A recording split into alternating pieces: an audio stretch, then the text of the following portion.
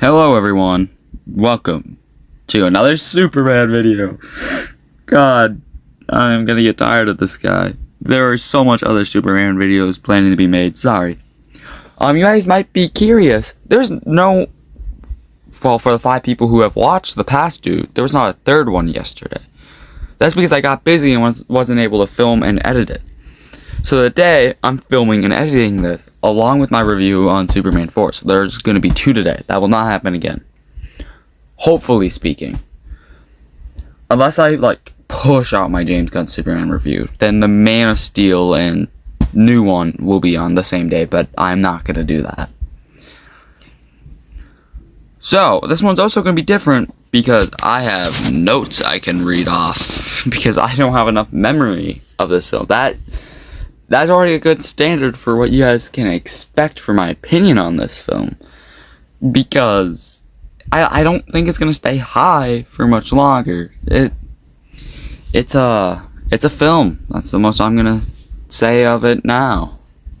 It's not a horrible one. So the first thing I want to talk about Superman 3 is its weird choice of what it does with characters. I'm going to get into positives last this time. That's also a sign for you guys on my opinion of this film. But I just want to say, this one is still written and still has good CGI like the last two. Hint, hint, Superman 4. First off, Christopher Reeves, still the best Superman yet. Still kills it in this movie, even when he's evil Superman. I love Christopher Reeve. Those are my favorite parts of this film. But what it does with legacy characters, Jimmy Olsen, he's actually in this movie more than I think he was in the previous 2. He appears, and then gets injured, makes a cameo later on, and doesn't appear again. They have, this nuclear plant that has, a plot. That has a plot point of how Superman stops the villain, which, trust me, I'm going to get into here. And while Jimmy's taking a picture of that, he falls and breaks his leg. So, yeah. I don't know how to feel about that. I'm not the happiest, but, it is what it is. Also, they write out Lois for most of the film. She, goes on a vacation for the whole film. And that brings in 2 new characters, because Clark goes back to, and I'll get into later because they're actually positives for me, but the villains of this film, oh my god, the villains, they suck. I'm sorry, the villains suck. They're these rich guys, and they're all horrible. Other than August, aka Gus. I'm gonna get into Gus later as well. Now, onto the villains, so, the villain's whole scheme is a computer. Hell, the final fight of this movie is with a supercomputer. And as you can see, technically speaking, that computer turns one of the villains into a Metallo. That, as you're also going to see later on, is going to get destroyed by Superman. It's not officially a Metallo, but let's be honest here, it's a Metallo.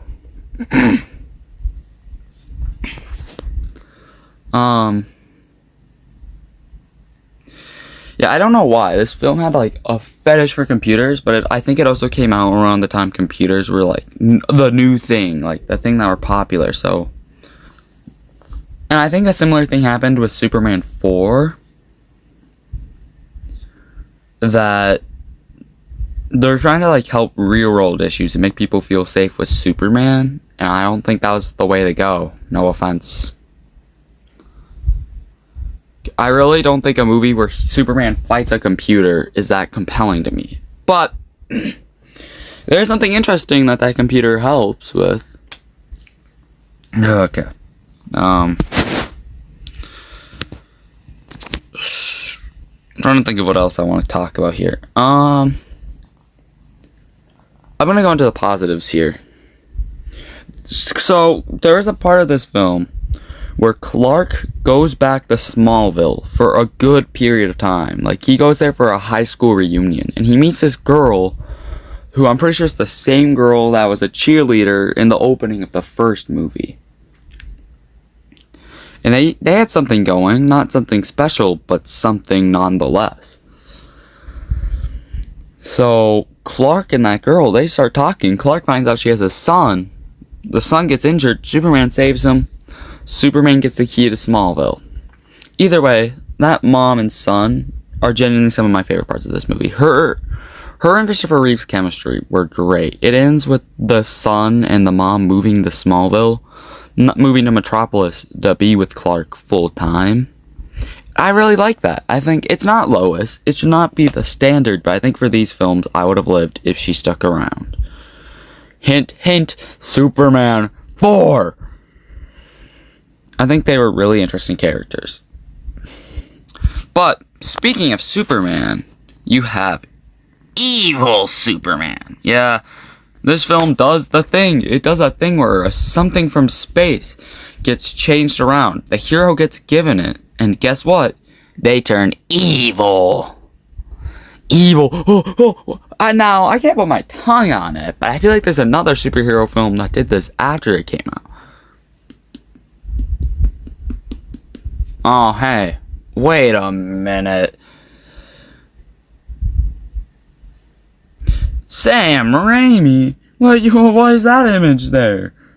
Sam Raimi, I feel like had to have had inspiration from these movies, which is okay.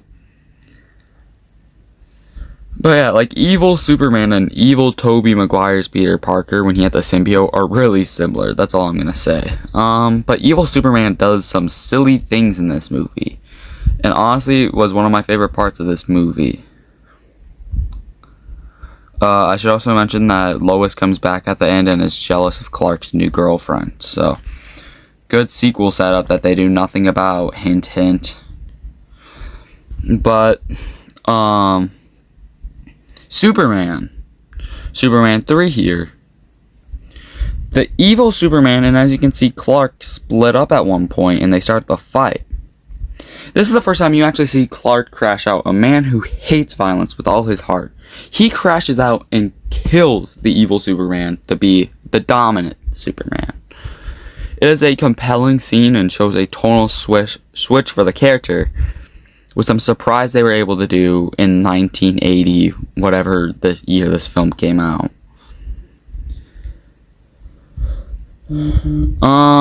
Also, he turns evil because of the kid's birthday party. Because Gus, the character I'm going to talk about here in a minute, gives him fake kryptonite, and that kryptonite turns Superman evil instead of killing him.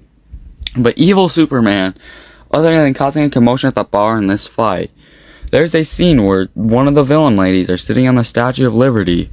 Superman pulls up, and she convinces Superman to destroy an oil boat. And then Superman goes back to her place, and they get at it. And then that woman, and then Superman just lets that woman get arrested later. Like, they never talk again.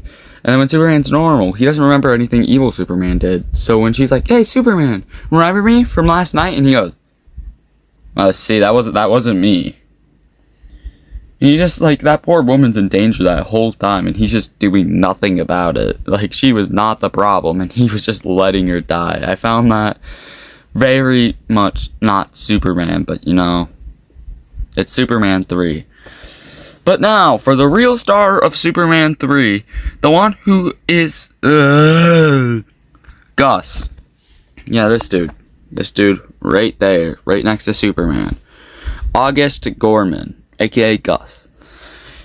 He is a broke, down on his luck man who needs a job. He finds out he's really good with computers and starts doing something illegal. The villain, aka his boss, finds out and makes him work with him. Eventually, at the end, he figures out how much wrong he's doing and works with Superman, and they become decent co-workers. This film has two subplots, Gus and Superman. Now, Gus actually has a decent character arc in this movie, how much I hate to say it. Because Gus has to be my least favorite character in all these movies. Actually, no, I'm not going to give him that. The villains are worse. But, like, this movie is just Gus starring Superman, and it takes it away from the plot. And that is what sucks about it. But we never see Gus again, so it doesn't matter. Right, so previously on this series, these were my top 1 and 2. Superman the movie and Superman 2. And since this movie is, in my opinion, a 5.9 out of 10, a 5.9 out of 10, people, it's not good, but it's not horrible. And I don't think Superman 4 has been over it yet. I fell asleep during it last night, so I'm going to rewatch it right after I upload this.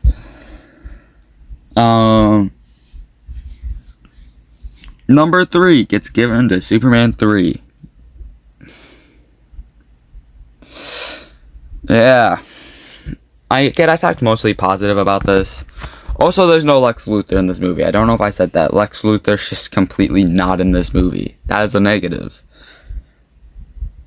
But yeah,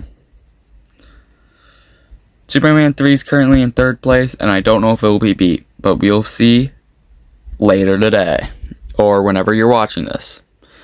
Thank you for watching, by the way. And if you made it this far, I'm so sorry. This video is so horrible. I'm sorry. I just kind of ramble my thoughts out on the film, and like I record this in like 1 or 2 takes. I'm so sorry.